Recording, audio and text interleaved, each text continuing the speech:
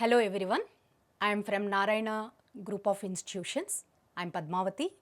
I am going to discuss 28th January first shift of mains paper, which is one of the hardest shifts of these first shift of mains. Okay. So let us go to the first question of this paper. So look into the question which is given. Which of the following oxidation reactions are carried out by both potassium dichromate and potassium permanganate in acidic medium? So both potassium permanganate and potassium dichromate can oxidize iodide to iodine and then sulfide to sulfur, ferrous to ferric, but now the main problem is with iodide to iodate they have given. Potassium dichromate and potassium permanganate in acidic medium oxidizes iodide to iodine, whereas potassium permanganate in alkaline medium it happens to be a better oxidizing agent than acidic medium. That's why it oxidizes the iodide ion to more further higher oxidation state to +5 to iodate. In alkaline medium, potassium permanganate oxidizes iodide to iodate, but not in the acidic medium. This we can observe it as a wrong statement, and thiosulfate ion is oxidized to sulfate ion by both potassium dichromate and potassium permanganate. It is also a correct statement. So, we should have the correct set of options as A, B, C, E, but we do not have among the given choice all the 4 statements. So, the more correct wherever D is there I am eliminating. D is there, D is there, D is there in 1, 2 and 4th options. Hence, the correct option is the third option A, B, C and C only, right. So, let us go to the next question. A good question conceptually. Look into about the nucleophilic substitution reactions. They have given us statement 1. So, the given, observe it as a tertiary amine containing chlorine as a leaving group will undergo alkaline hydrolysis at a faster rate. So, than you can say given you can say a simple primary alkyl halide, right. Is it a correct statement? The statement 1, it is a correct statement. What is the reason? Intramolecularly, first we can observe that the nitrogen that is present here at beta position, we call it as neighboring group participation. It attacks intramolecularly as SN2, the lone pair of nitrogen will attack on the chlorine, forming a 3-membered cyclic intermediate like this. So, which is favorably cleaved by the nucleophilic attack by aqueous KOH, alkaline hydrolysis. So, because of this neighboring group participation of nitrogen, so it occurs at a faster rate than where there is no neighboring group participation, or we call it as ankymeric assistance is possible in the second compound. So, statement 1 is a correct statement. How about statement 2? So, the given alkyl halide where there is a neighboring group participation, they are giving that intramolecular substitution takes place first by involving the lone pair of electron on nitrogen. Actually, it happens to be the correct explanation for the statement 1. Why the first compound is undergoing faster rate than the second compound.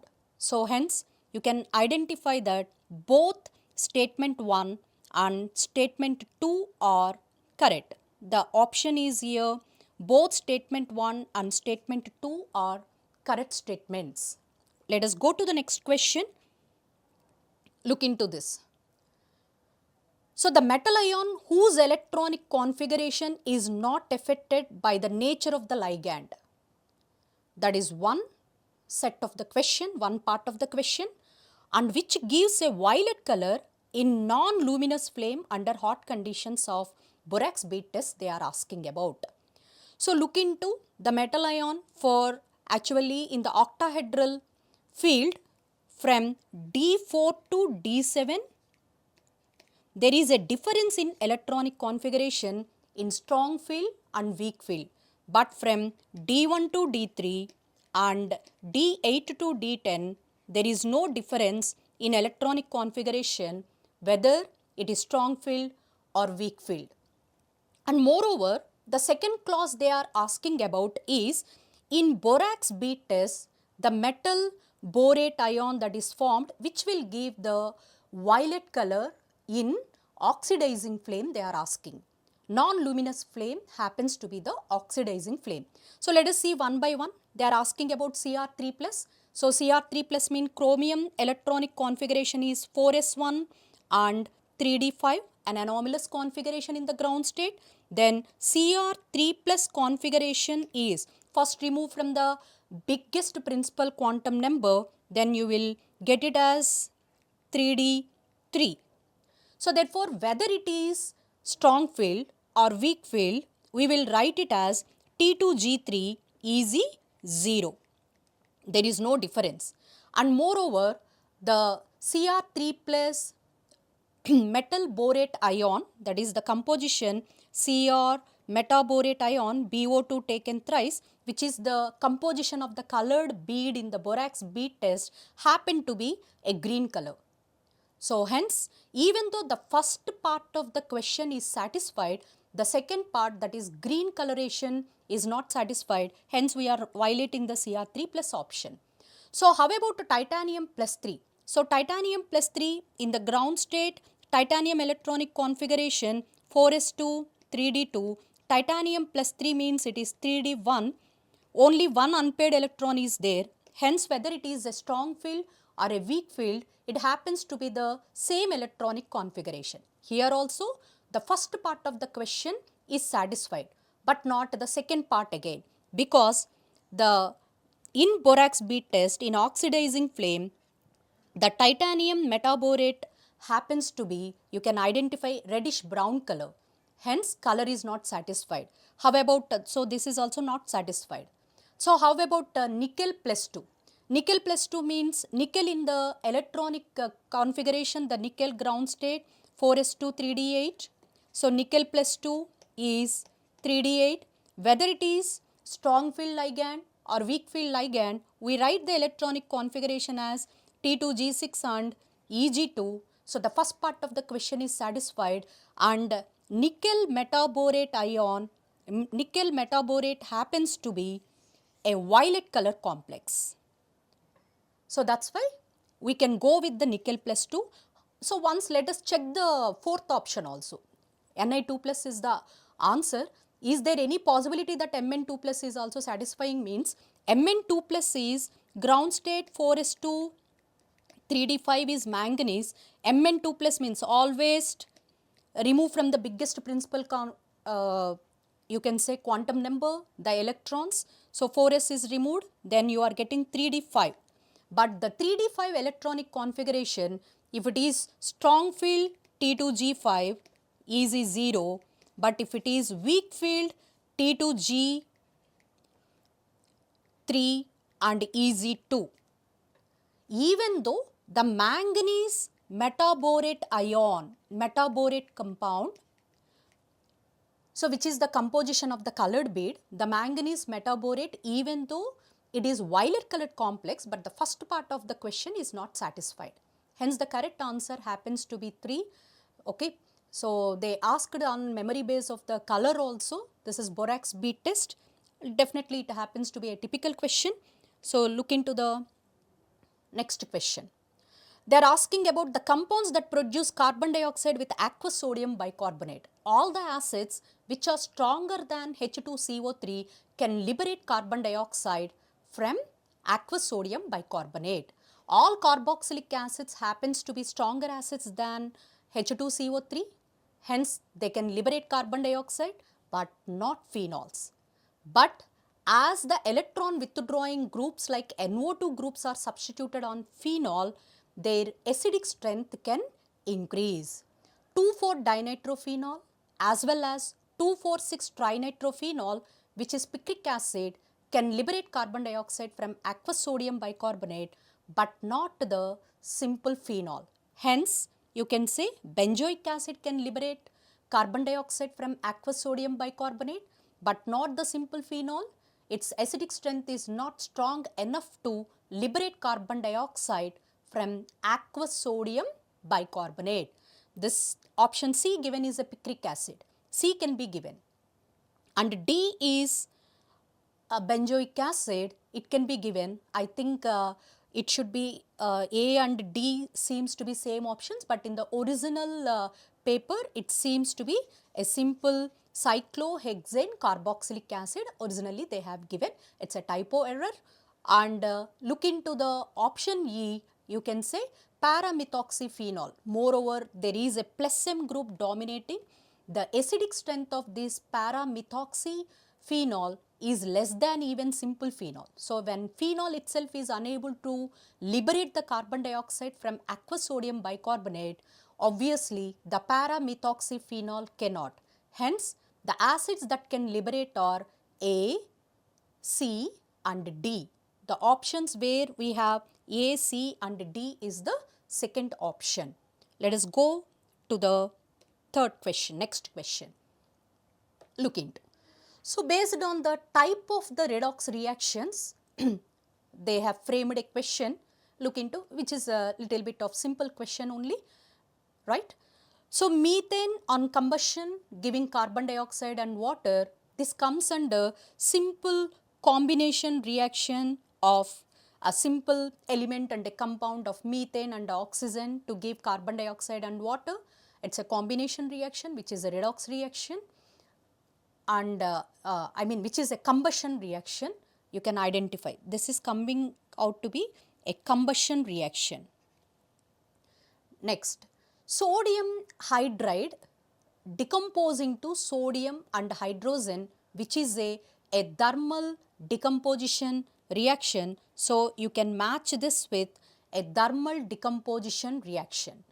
And look into option C, the vanadium pentoxide reacting with calcium to give vanadium and calcium oxide, means the high electropositive metal can displace less.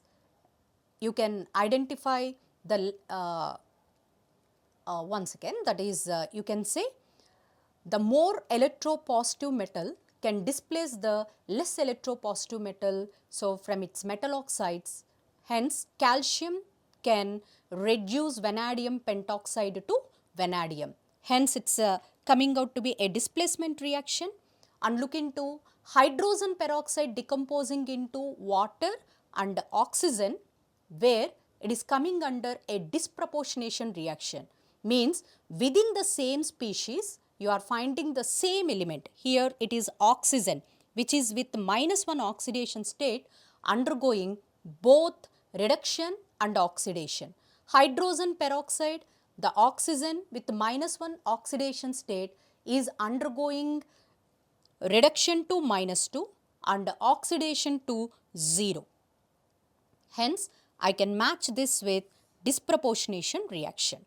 So, you can identify that A is matched with Q and B is matched with R decomposition reaction, and C is matched with the displacement reaction and D with the P. Hence, option 4 happens to be the, you can say, the correct option. Look into the next question, right.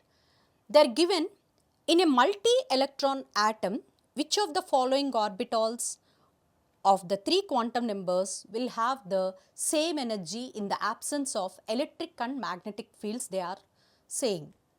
So, such type of orbitals which have the same energy in the absence of electric and magnetic fields, we call them as degenerate orbitals. So, look into the given quantum numbers are representing which atomic orbitals.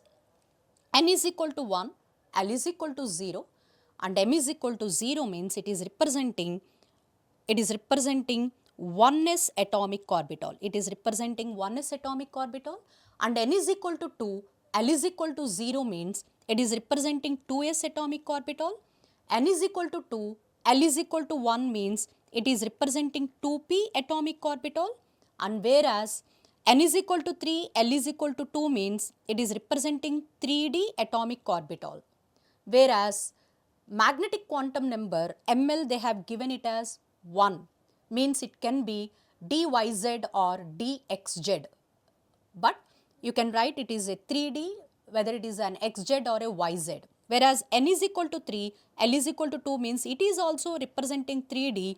So mainly when ML is equal to 0, it is 3D z square. But in the absence of magnetic field, all the 5 d orbitals of d subshell are degenerate. Similarly, in the absence of electric and magnetic field, all the 3 orbitals of p subshell are degenerate. Similarly, degeneracy of f subshell is 7. So hence D and E options, because both of them are representing the 3D atomic orbitals, they happens to be of same energy. Okay. So look into the next question. Right. So this is from colligative properties. So very repeatedly we are getting the problem from depression in freezing point and elevation in boiling point. They are asking what is the freezing point depression constant of a solvent where 50 grams of which, take the data correctly in the physical chemistry problem. That is the main important task. 50 grams is the weight of the solvent, 1 gram is the weight of the non-volatile solute, and decrease in freezing point, that is delta TF is 0.4, they are given. So from that data, what is the formula we have to choose? So the formula we have to write is delta TF is given by I into Kf into molality, where I is representing the Van 't Hoff factor, but in this problem, because they didn't mention anything about the nature of the solute, whether it is an electrolyte or a non-electrolyte, by default we are considering it as a non-electrolyte, and we are considering when nothing is mentioned about the nature of that non-volatile solute, whether it is dissociating or not associating, by default we are taking the Van 't Hoff factor as 1.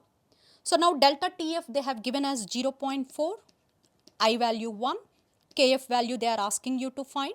What is the freezing point depression constant, means that molar depression constant they are asking about Kf, which we can also call it as cryoscopic constant. Molality, number of moles of the solute, weight of the solute is 1 and molecular weight of the solute is 256 they have given into 1000 by weight of the solvent in grams they are asking about. So therefore, relatively seems to be the simple calculations only.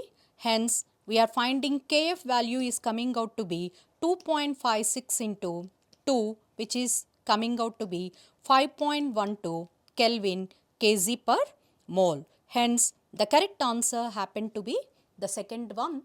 So relatively the calculations are also easy. This is one of the question easily the students can afford.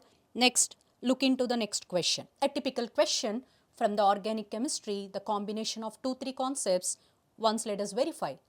They have given a molecule P on treatment with acid undergoes rearrangement and gives Q. Q on ozonolysis followed by reflexing under alkaline conditions, they are saying that the compound R is formed and they have given the structure of R. In such type of questions, we have to do the back steps. Look into, so this is the structure of compound R obtained after, you can say, ozonolysis followed by alkaline conditions. So immediately what it should strike in our mind, ozonolysis, okay, is giving a diketo or a dicarbonyl compound which under alkaline conditions means it is undergoing aldol condensation. So the resultant product R is given is aldol condensation resultant product. So let us do the back steps.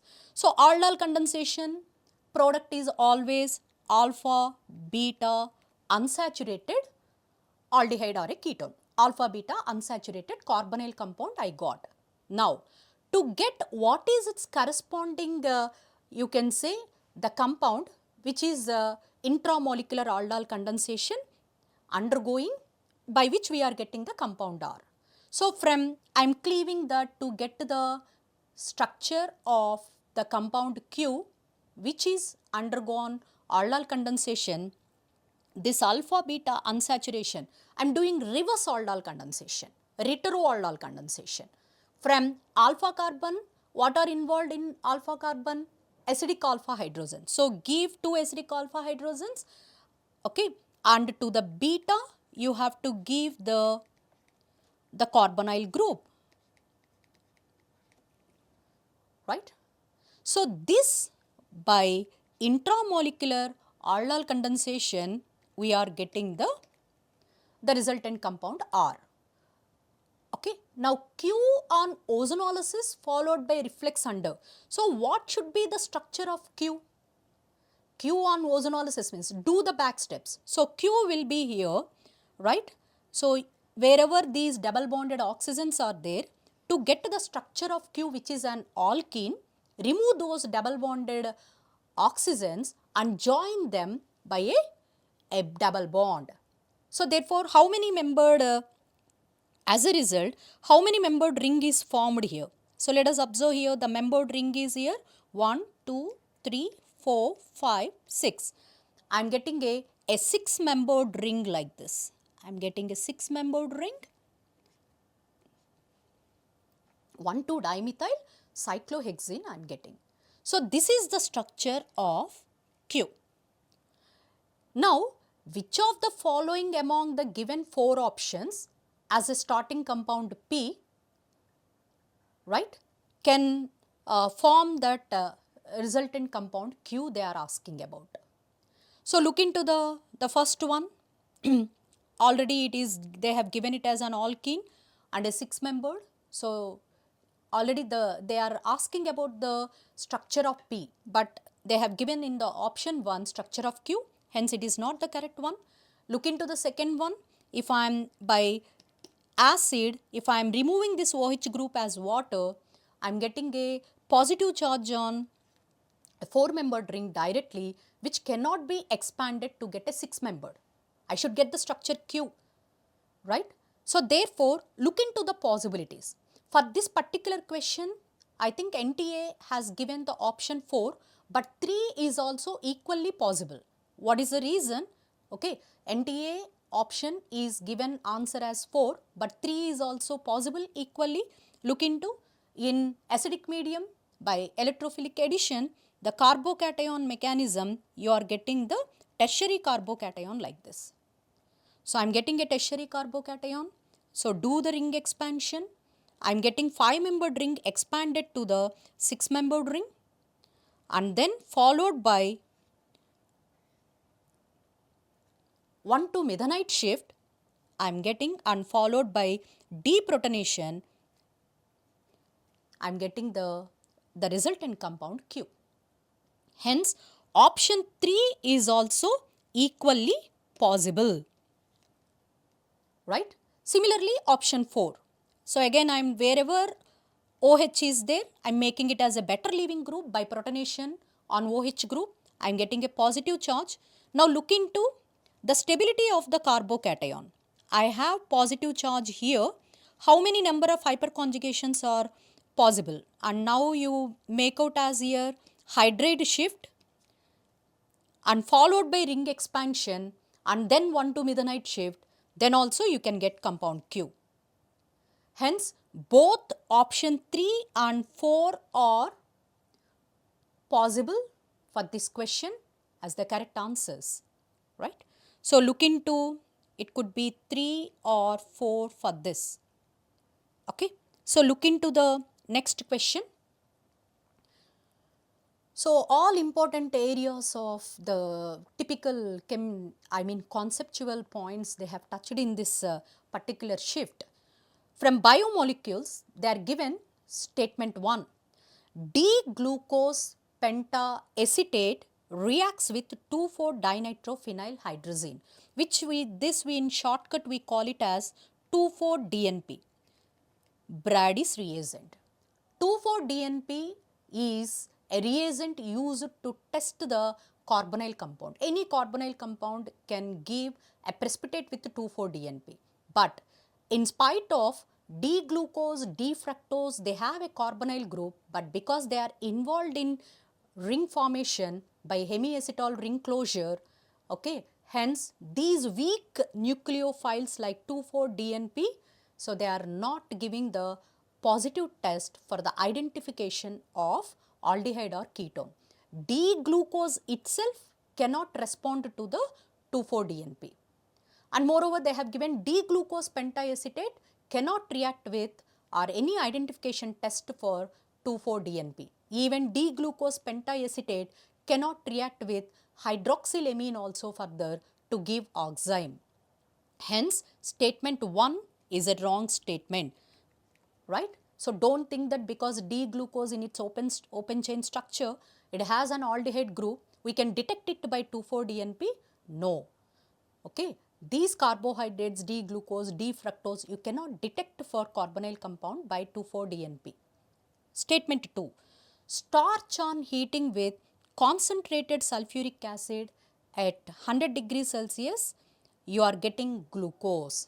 Yes, starch is made up of with glucose units, where many glucose units are joined by alpha glycosidic linkages. In starch you will find. So, where this formation of glycosidic linkage means it is an acetal formation. Acetals can be cleaved in acidic medium. So, hence in presence of sulfuric acid, the acetal linkage can be cleaved and hence you can get glucose units.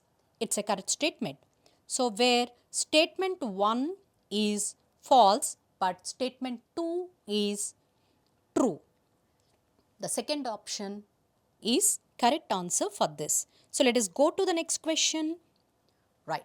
So, which is an excellent question from the kinetics, you can enjoy in doing such type of logical based question. So, without struggling this numerically, so you are finding, see, most of the questions they have given 4 options and asking you to select how many of those options are correct, like that they are asking. Now, look for as per the given data, they have given initial concentration versus half-life time. So, easily the numbers are friendly only. So, you identify when initial concentration is decreased by 4 times, 0.1 is becoming 0.025.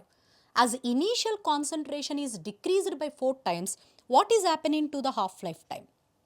Half-life time is decreased by 2 times. So, if you are very quick in calculations, immediately you can identify that it's the order of the reaction is half, 0.5 order.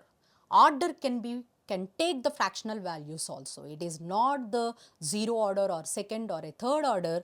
Okay. What is the known formula conclusion for us? Half-life time is inversely proportional to initial concentration power n minus 1. T half is inversely proportional to, you can say, a power n minus 1. So, if I want to prove this by formula also, if you are unable to find immediately by numbers, put it in the formula. T half 1 by T half 2 will be, you can identify T half 1 by T half 2, 200 by 100 will be equal to A2 by A1 whole power n minus 1. I can write it as A2 by A1 0.025 by 0.1 whole power n minus 1. So, therefore, what you can identify?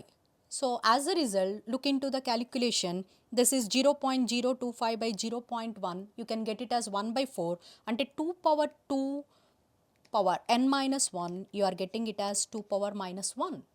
Do the calculations. So, from this also the order of the reaction you can conclude it as it is a half order, right. Hence, option A is a correct among the given one. Look into option B. If initial concentration is 1 molar, then T half is 200 root 10 minutes. So, without making the calculations complicated, so look into the numbers given. So, you take the reference of any one of these two, right. I am taking 0.1 initial concentration as a reference. Now, the concentration has become 1 molar they have given. Means how many times the concentration got increased? if I am taking 0.1 as a reference. 0.121 means 10 times the concentration is increasing. If concentration is increasing by 10 times, half-life time should, you can say, if concentration is increasing by 10 times, half-life time should increase by root 10 times. Because what is the order of the reaction? Half, no? Order we are taking to the power. So hence it comes out as root 10 times. So to the 200, you multiply with root 10. Again, don't make the typical calculations there. Just look into the numbers there. 0.1 has become 1 means 10 times the concentration is increased. Hence, because the order of the reaction is 1 by 2, the half-life time should increase by root 10 times to that of the 0.1. So, 200 simply I am multiplying with root 10. So, that is the logic they are expecting to do if they are giving in mains, means obviously time is very less. So, that is why quick calculations you have to do. Next, look into the next one. So, option B is also a correct choice here. The order of the reaction changes to 1 if the concentration of the reactant changes from 0.1 to 0.5 they are given, right. So, the concentration does not affect the nature of the reaction, that is order of the reaction is not affected by concentration. Hence, it is a wrong statement. We are not selecting among the correct answers. Next, look into the T half is 800 minutes when initial concentration is 1.6 molar they have given. Again, take the reference of these two. I am taking the reference of 0.1, 200. So, 0.1 has become 1.6 means how many times the concentration is increased? 16 times. If the concentration of the reactant is increasing by 16 times, half-life time should increase by root 16 times. Because the order of the reaction is 1 by 2, root 16 means 4. Therefore, 200 I am multiplying with 4, hence half-life time is coming out to be 800. So, with such type of simple logic, if you solve this problem, so within a minute you can solve, because the maximum time we can spend is here 1 to 1.5 minutes if you are confident about that question. So, look into, therefore, the correct choice are C should not be there, A, B and D. We are getting as correct answers. Now, look into the next question. Yeah, the incorrect decreasing order of atomic radii they are asking about.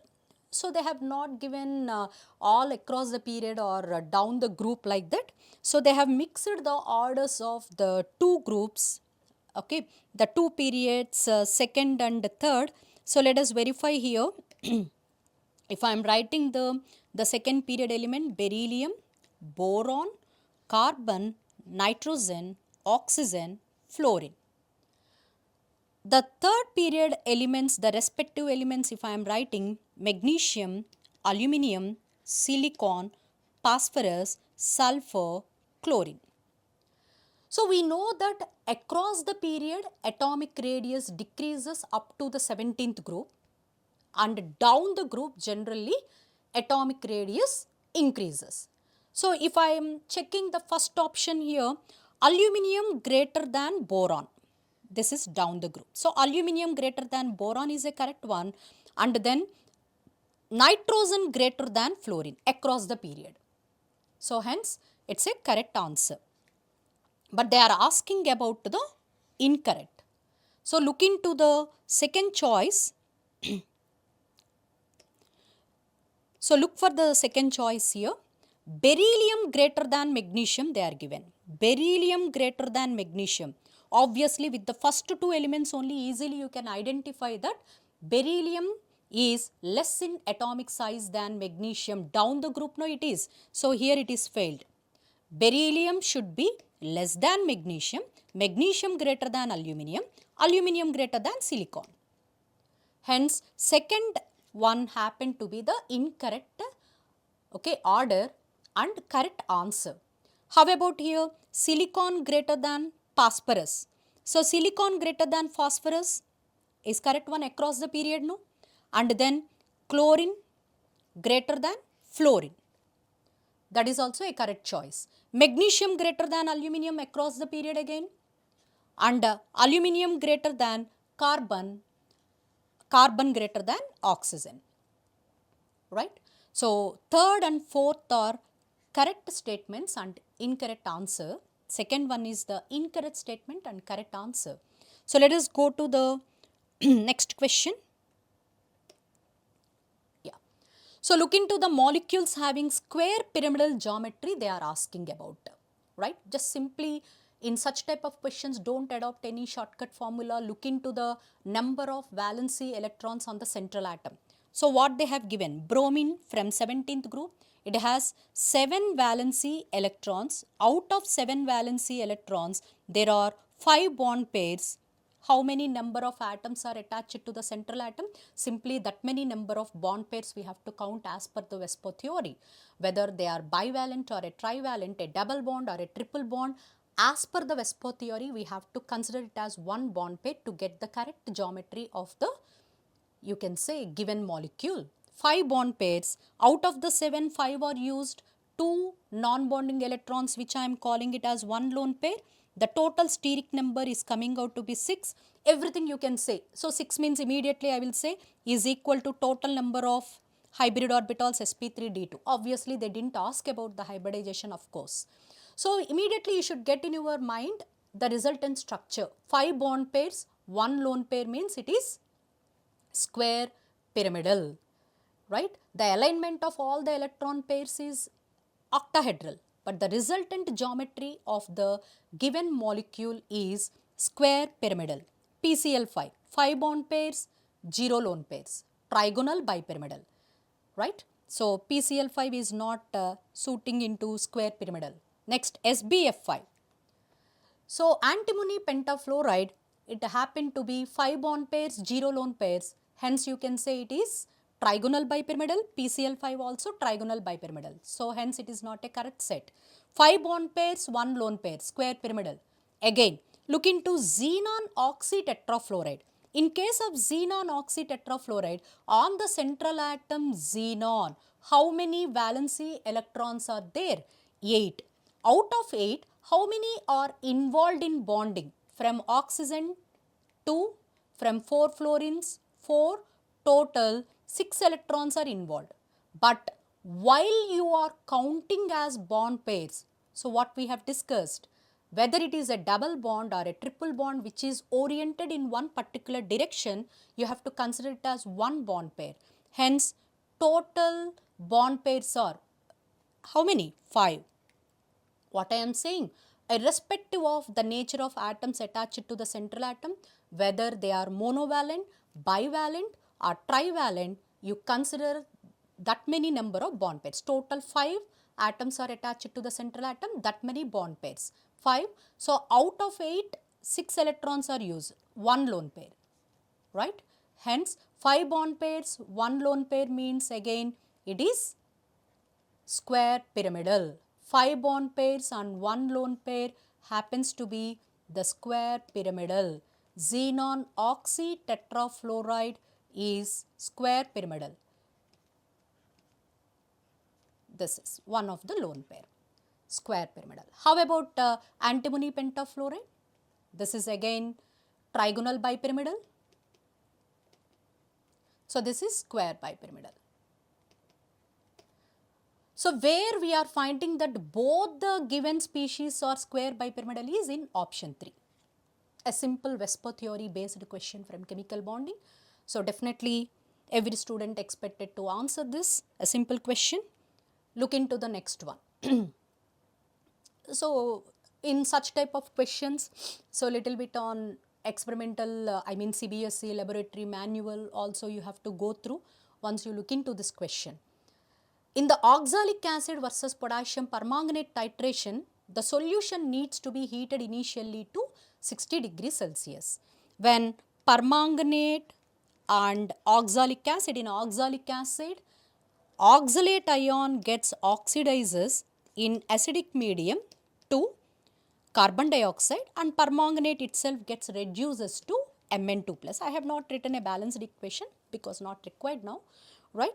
permanganate oxidizing oxalate to carbon dioxide and itself getting reduced to Mn2 plus in acidic medium. So, in this question what they are asking, initially heated to 60 degrees Celsius. So, actually this reaction initially will be slow, but as the more amount of Mn2 plus is forming, the reaction will become faster. So, hence it require initially some heating. Why gradually the rate of the reaction increases means due to autocatalysis. Mn2 plus act as a autocatalyst, right? So, which further increases the rate of the reaction. So, that is why it requires a slight warm conditions initially. But in case of ferrous ammonium sulfate, so in case of ferrous ammonium sulfate, permanganate oxidizes ferrous ions to ferric ions in acidic medium. Obviously, itself gets reduces to Mn2 plus. Ammonium ions, they doesn't undergo any change. Sulfate ions, they are not undergoing any change. Only ferrous to ferric. But if you are heating this, so it can undergo aerial oxidation. The means in presence of air, the oxygen present in air can oxidize Fe2 plus 2 to Fe3 plus. So, our analysis may go wrong because we want to, you can say, analyze this qualitatively as Fe2 plus. But if Fe2 plus is getting oxidized to Fe3 plus, you cannot get our redox reactions properly. So, look into the statement 1.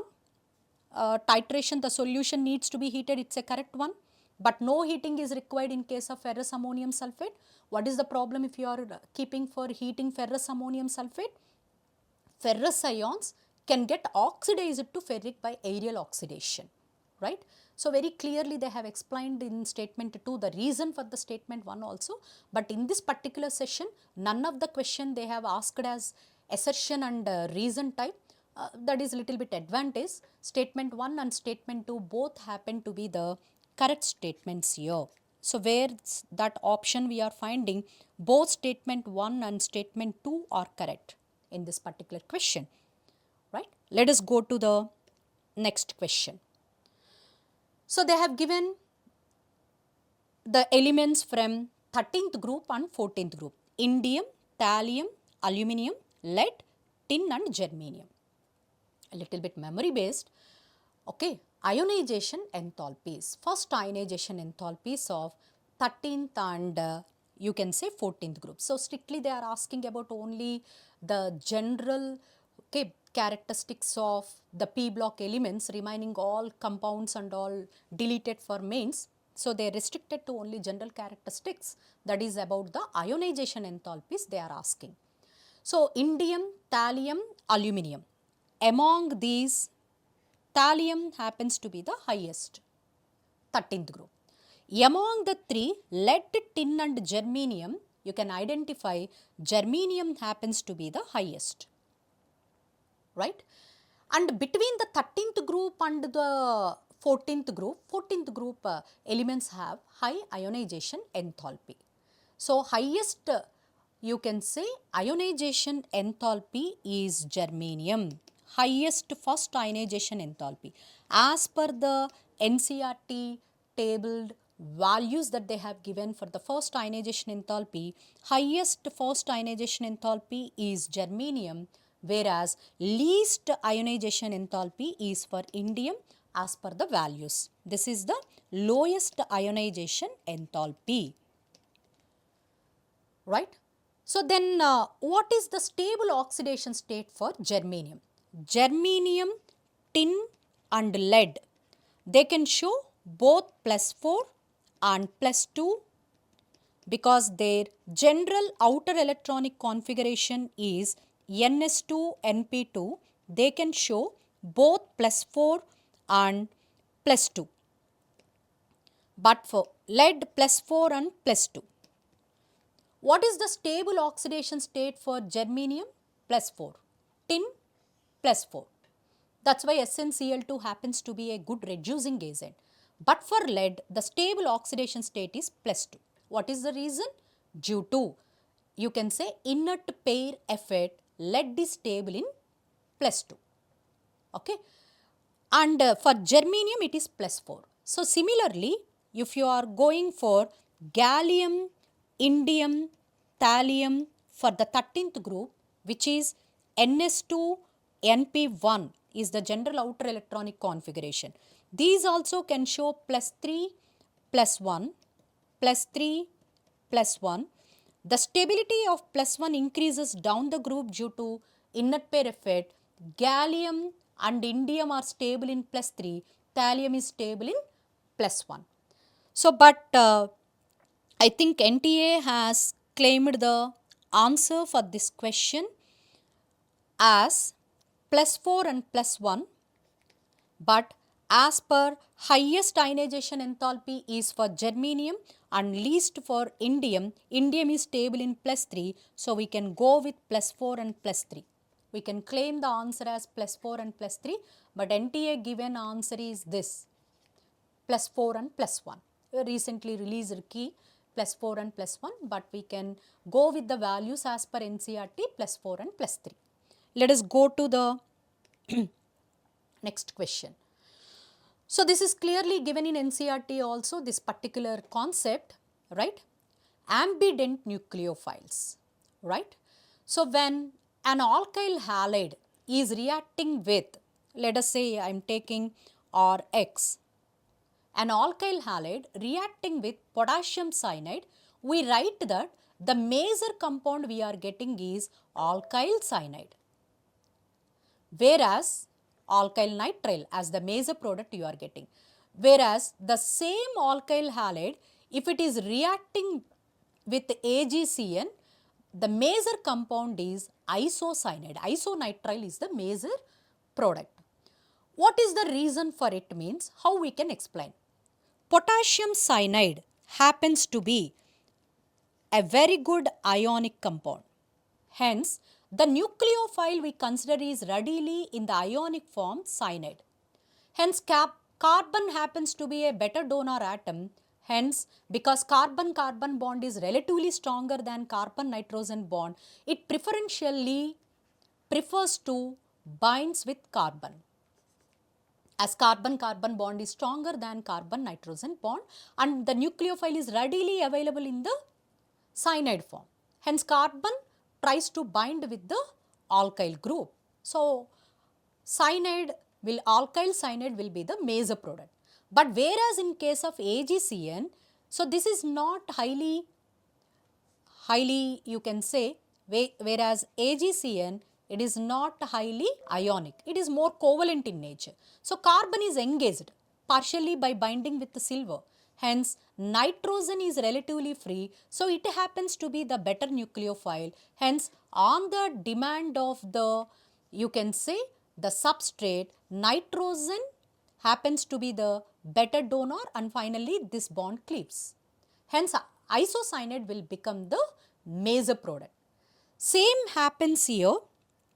You can say the same thing can happen in case of the ambident ligand or ambident nucleophile with nitrite. So when you are taking nitrite here, if it is reacting with potassium nitrite, again it's readily available in the ionic form, NO2 minus, it happens to be oxygen will become the better donor, this will be the major product. But when it is reacting with silver nitrite, identify here. So, but when it is reacting with silver nitrite, one second, reacting with the silver nitrite, nitrogen happens to be the better donor, right? The same reason, this is more ionic, potassium nitrite, okay, but here nitrogen will become the better donor, identify here. As a result, nitroalkane you will get as a major product. Here alkyl nitrite you are getting as a major product when potassium nitrite, but when silver nitrite is there, nitroalkane you will get as a major product. So with they are asking A and B respectively, that also you look carefully. So A should be nitroalkane, and whereas B should be isonitrile. Hence, the correct answer we can go is here with option 1. Let us go to the second question. So, look into. So, get the meaning of the question correctly, what they are asking about. So, consider N is the number of lone pair of electrons present in the equatorial position of the most stable structure of ClF3. In case of trigonal bipyramidal alignment, always lone pairs preferentially occupy the equatorial position to minimize the lone pair repulsion and lone pair bond pair repulsion. So, in case of ClF3, you can identify that total out of 7 valency electrons, 3 are involved, 3 bond pairs and 2 lone pairs.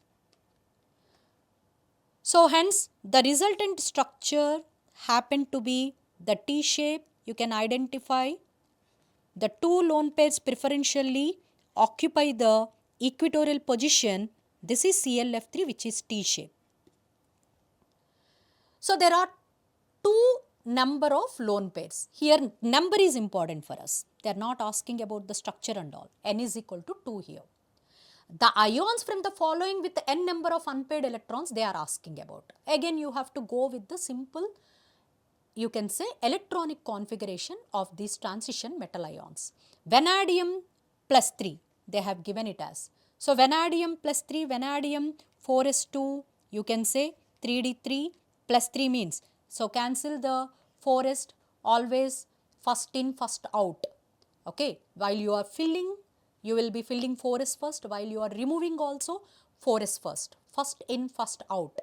So, 4s you remove here. So, I am left over with vanadium plus 3 as, verify here, 3 unpaired electrons. And how about titanium plus 3? Titanium identify it as here 4s2 3d2. In case of titanium, titanium plus 3 you are getting it as here 3d1, right. Copper plus 2, copper is here 4s1 3d10, copper plus 2 is here 3d9, where number of unpaired electrons are only 1. How about nickel plus 2? Nickel is here 4s2 3d8, nickel plus 2 is 3d8. Number of unpaired electrons are 2. Titanium plus 2. Titanium plus 2 is, just now we have done titanium. Titanium plus 2 will become 3d2. If I am writing titanium plus 2, it is 3d2. So, hence number of unpaired electrons are 2 for titanium and for nickel. D and E you can identify. So, vanadium they have given it as plus 3.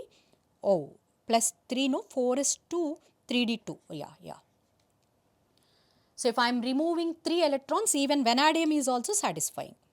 Yes, vanadium is also satisfying. So, total A as well as D and E, you are finding that total number of unpaired electrons are 2.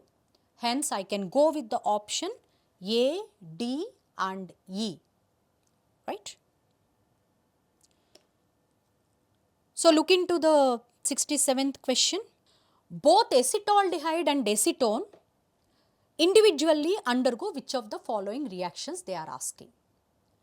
Can they respond for iodoform reaction? Iodoform is a test for identification test for alpha methyl carbonyl group, CH3CO group.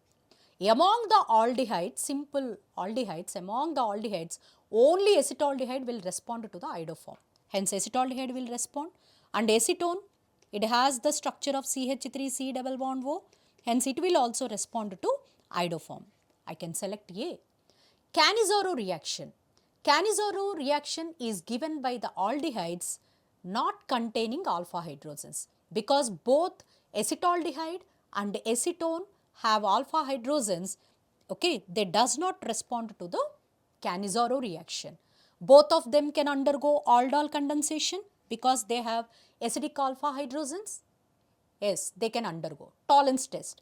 Tolerance test is given by aldehydes only but not ketones. Hence, acetone will not respond to the Tollens silver mirror test.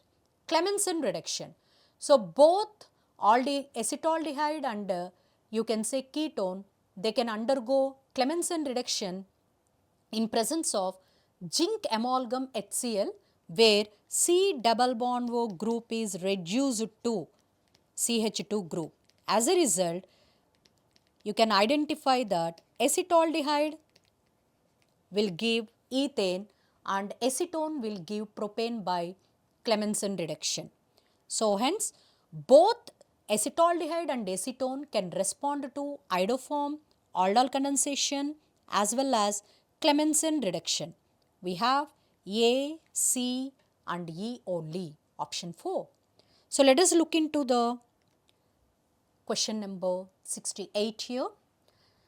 The correct order of stability of the following carbocations they are asking. So, in deciding the stability of carbocation, all these factors we consider: aromaticity, stability by resonance, hyperconjugation, inductive effect, all these factor matters. Now, identify among these, so give the priority to the aromaticity, the tropylium ion among the given species highly stabilized. Among the given four, highest stabilized by aromaticity. Next, the positive charge can delocalize with these three benzene rings. Resonating structures can be resonance with all these three benzene rings, right? So, hence you can say more resonating structures I can write for structure A. Next, two benzene rings, resonating structures I can write B, and lastly D is stabilized only by hyperconjugation and inductive effect, no resonance stability or aromaticity stability. So, 5 hyperconjugative structures you can write and also inductive effect stability. So, therefore, the correct option you can go is here C greater than A, greater than B, greater than D. So, look into the next one from ionic equilibrium. So, they are asking about, look into. So, question seems to be little bit fresh and new, some of these questions of this you can say particular shift. HA is a weak monobasic acid. Look into HA is a weak monobasic acid ionizing into H plus and A minus. Now, what they are asking about? So, where X is the degree of dissociation, because the problem is given as degree of dissociation, initial concentration you can consider it as 1, right, because the problem is made with the degree of dissociation, no need to consider it as C also, right. So, if I am writing it as at equilibrium directly, at equilibrium, what I will get? Out of the initial concentration 1 I have taken, okay, the degree of dissociation is X, this is X and X, right. Then what is the expression for Ka you can write? So, Ka is equal to, you can write concentration of H plus into A minus by HA, means X square by 1 minus X. But they are asking the value of pH minus pKa. So, I want what is minus log of H plus. So, what is the concentration of H plus? Is X. So, concentration of H plus I am getting it as, which is X, will be from X square I am writing it as X into X, means, right, if I am writing X square as X into X, I am separating one X as concentration of H plus. X is equal to Ka into 1 minus X by X. So, I want the expression for pH, apply negative logarithm on either side, minus log of concentration of H plus will be minus log of Ka minus log of 1 minus X by X. So, it is minus log of H plus is nothing but pH, minus log of Ka is pKa, I am bringing on the left hand side, minus pKa, which is equal to minus of log 1 minus X by X. If I am reversing the fraction, I can write it as plus log of x by 1 minus x, you can make out as. So hence you can get it as log x by 1 minus x. So hence your option will become, the correct answer will be the fourth one. Now look into the next question. So this is the most general question they asked about, for which typically you won't find any answer in your NCERT content like that, what they are asking about. So they asked, ice and water are placed in a closed container at a pressure of 1 atmosphere and temperature 273.15. So obviously at these conditions you will find that water in the solid state and water in the liquid state will be in equilibrium. So which we are calling it as the, at melting point these two phases are in equilibrium at 1 atmosphere and you can make out as 273.15 Kelvin.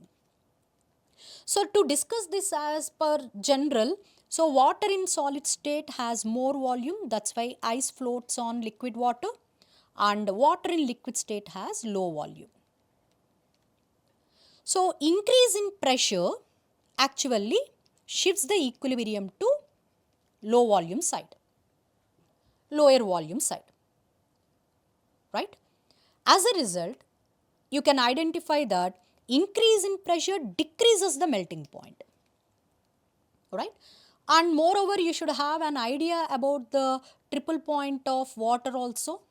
Based on water phase diagram, you will find that at when pressure is doubled to 2 atmosphere, completely it can exist in the liquid phase only, okay? It completely exists in the liquid phase only at 2 atmosphere based on the water phase diagram also. Hence, more correctly, even though you may feel that the amount of ice is actually getting decreased here, but when one of the option is to be chosen, the solid phase disappears completely, will become the more, you can say, correct answer. One should have the idea about the water phase diagram to answer this also. At 2 atmosphere and 273.15 Kelvin, that is around 0 degrees Celsius, it completely water exists in the liquid phase. So hence the more correct answer will become the solid phase disappears completely, right? So all the single option questions are completed. So let us move to the typical part, that is integer based questions. Look for it. So they have given, verify here, the formation of enthalpies of atomic hydrogen gas and oxygen gas they have given. Once you take the data carefully, then the problem will become very simple. What do you meant by the enthalpy of formation of hydrogen atomic gas means? You can verify it as H2 gas, you can say, dissociating to give nascent hydrogen atoms. So enthalpy of formation of hydrogen means per 1 mole of hydrogen atom formation, how much amount of energy required they are given? 220 kilojoules. For 2 moles of hydrogen atoms formation, you double the value, it becomes 440 kilojoules. So how about, you can say, oxygen diatomic gas, it is giving oxygen, you can say, is dissociating to give 2 nascent oxygen. So here also for 1 mole of oxygen atoms formation, 250 kilojoules of energy is required, double the value, 500 kilojoules, right? So now the equation that we will take for the formation of water is hydrogen in gaseous state and oxygen in gaseous state combining to give water in the liquid state. This is the thermochemical equation I should take for the standard enthalpy of formation of water, where for this the enthalpy of the reaction, delta H of this reaction, how much they have given? Minus 242, which is equal to, if I am writing the enthalpy of the reaction in terms of bond dissociation enthalpies, sum of the bond dissociation enthalpies of the reactants minus bond enthalpies of the products. So, what are the bond enthalpies of the reactants? Hydrogen bond enthalpy. This is what the equation we take for the bond enthalpy of hydrogen. I got 440 plus half into 500. This is sum of the bond enthalpies of a reactants. So, from this what I have to subtract? In water there are two OH bonds are there in water. If each OH bond enthalpy, if I am supposing it as X, that is 2X kilojoules, if I am founding it as 2X. So, from this you calculate the X value, what you are finding it as the average bond enthalpy of the OH bond in water at 298.15 kilojoules they are asking about. So, verify it as minus 242, 440 plus 250 minus 2x, you are given it as. So, how much it is? It is coming out to be 440 and 250. So, it is 690. So, minus 242 and 690, it is coming out to be, you can say 932. So, hence 2x is 932, hence x value you can write it as 932 by 2, which is coming out to be 466 kilojoules per mole. Okay. So, not at all difficult calculations. So, if you are clear with the concept of this thermochemistry, how to calculate the enthalpy of the reaction in terms of bond enthalpies, and but here there is a little bit complicated point, that is they have given enthalpy of formation of atoms of hydrogen and oxygen, from which you have to take the bond enthalpy of hydrogen and oxygen. So, your answer happens to be 466 kilojoules per mole. So, let us move to the next question. Yeah. So, this is from electrochemistry. So, taking the data only very important in solving the physical chemistry problems carefully, what they are correctly asking, what data they have given. So, they have given D by Hockel-Onsager equation, molar conductance versus square root of concentration. So, it is the resultant equation is molar conductance.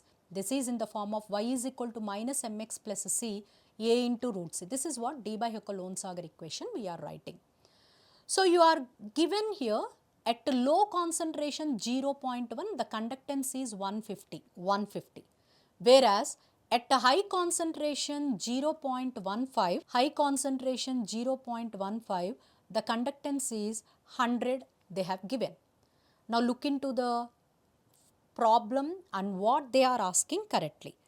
If for the higher concentration of KCl solution, the resistance of the conductivity of the cell is 100 ohms. So, what formula I can use here? Molar conductance equal to, I have to take the help of two formula here. Molar conductance equal to specific conductance K into 1000 by molarity. This is the one formula I have to use, and specific conductance equal to conductance into cell constant, G into G star we write as per NCERT notation. Conductance means I can write 1 by resistance into cell constant. Now, directly I am comparing here molar conductance of, let us compare here directly. So, molar conductance of low concentration by high concentration. Molar conductance, if I am taking low concentration by high concentration. Low concentration at 0.1, what is the molar conductance? 150 by high concentration 100 is equal to, actually I have to write K1 by K2 into M2 by M1. But if I write in terms of resistance, same cell, so cell constant is constant, it is not a variable. What I can write? K is inversely related to resistance, specific conductance. So, hence I can write which is equal to R2 by R1 into M2 by M1. So here only in doing the calculations you should be very cautious here, right? So mostly mistake can arise only in the calculations here. You know the formula but substitute the values correctly. So what you are given 150 by 100, I can write it as here, I identify 150 by 100 is equal to, what I have taken 150 is the conductance at low concentration, it is at high concentration. I have done low by high. Now what I have to write, resistance and concentrations I have to write high by low. So resistance at higher concentration they have given 100 by low I have to find into M2, high concentration 0.15 and low concentration is 0.1, right. So verify here, high concentration by low concentration, and for higher concentration the resistance of the conductivity cell they have given. So if you are solving for it, verify here what is the R1 value, you can get it as, you are getting the value as 150 here.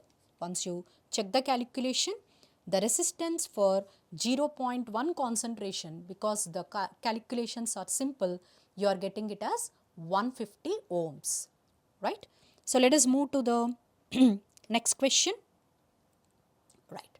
So directly based on the concept of formula of molarity, the molarity of 70% mass by mass they have given.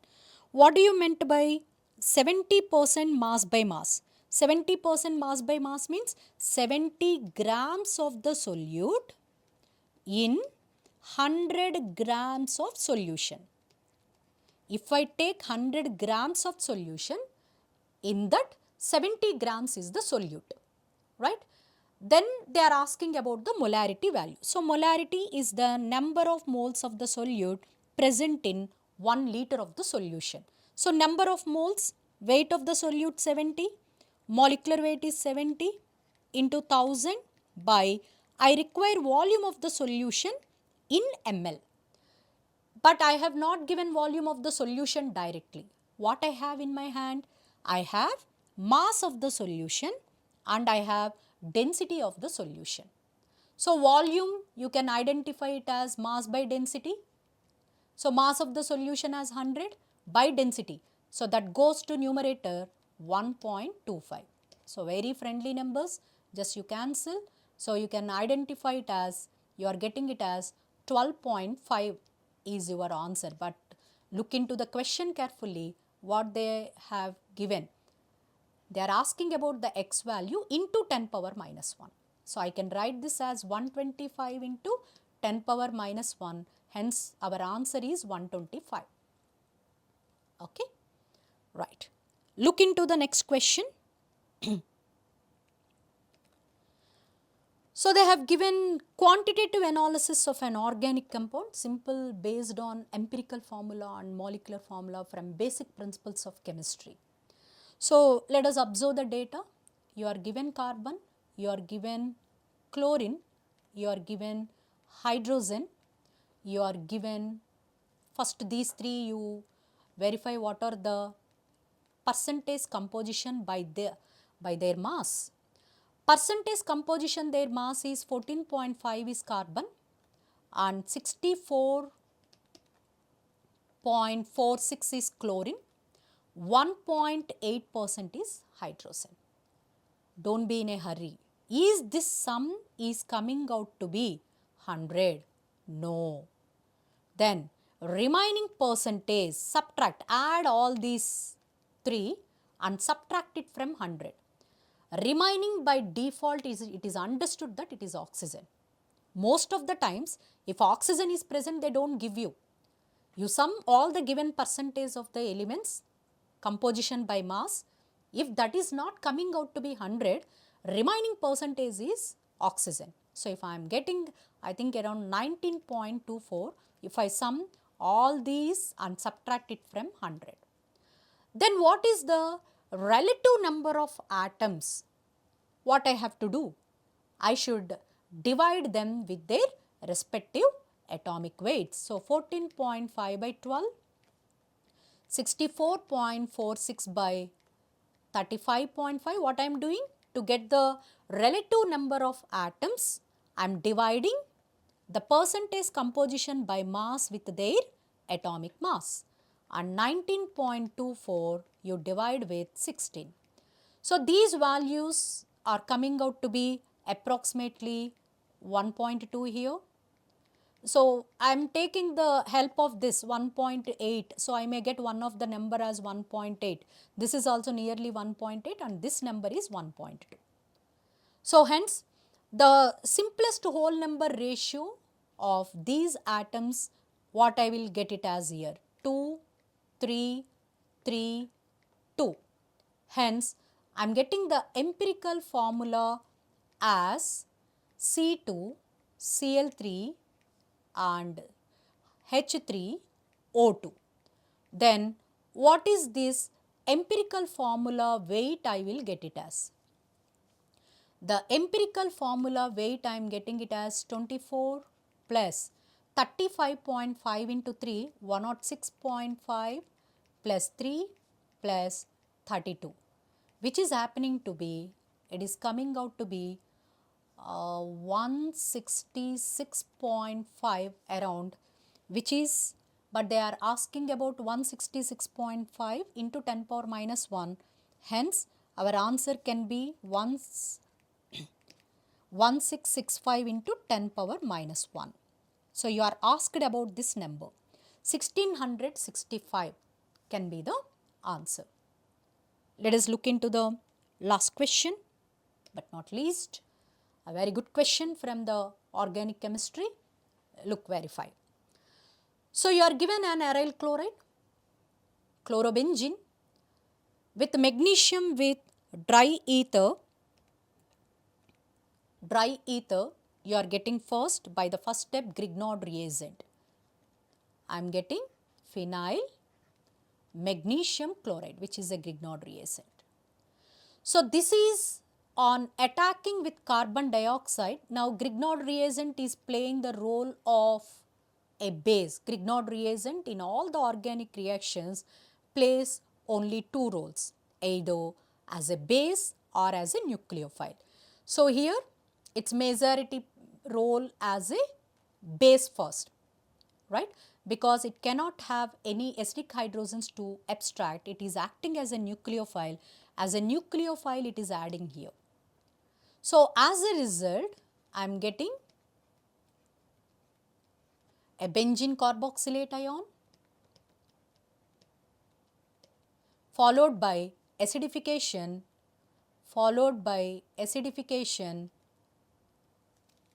I am getting here benzoic acid, followed by acidification, I am getting benzoic acid. So, benzoic acid on heating with ammonia, first it will undergo acid base reaction. I will get an ammonium salt of benzoic acid, but on further heating I will get benzamide. I am getting benzamide. So, obviously when you are looking into the further arrow mark as bromine in alkaline conditions, you should immediately identify the reaction as Hofmann bromamide degradation. So, A is an amide which is benzamide undergoing Hofmann bromamide degradation. The resultant product B is an aromatic amine, primary amine, which is aniline. So, in all these reactions, you will identify that if I am starting with 1 mole of the reactant aryl halide, I will get it as 1 mole of the product aniline. 1 mole will give you 1 mole of aniline. So, they are asking the number wise calculation, stoichiometric calculation wise they are asking about. So, 11.25 milligrams of chlorobenzene they have given. So, the molecular weight of chlorobenzene, so from benzene 1 hydrogen I am removing 77, to that I am adding 35.5, this is 112.5 grams. And whereas molecular weight of aniline, Molecular weight of aniline is again to the 77. I am adding 1 nitrogen 14 plus 2 16 NH2 group 14 plus 2 16. So, I am getting this as 93 grams. So, 112.5 grams should give 93 grams, and how about here they have given 11.25. So, 11.25 grams means it is 0.1 moles, right? Anyhow, whether it is grams or milligrams, they have given here milligrams and asking also milligrams, no problem whether grams or milligrams, right? Same answer we will get. So, for 0.1 millimoles, I should get 0.1 millimole. So, for 11.25 milligrams, I should get 9.3 milligrams. I should get here 9.3 milligrams. So, but the answer asked is here most of the questions framed like this only, 93 into 10 power minus 1. Hence, our answer happens to be 93. So, these are the excellent questions of 28th January first shift. So, with which I have completed this discussion. See you all later. Have a good day. Thank you.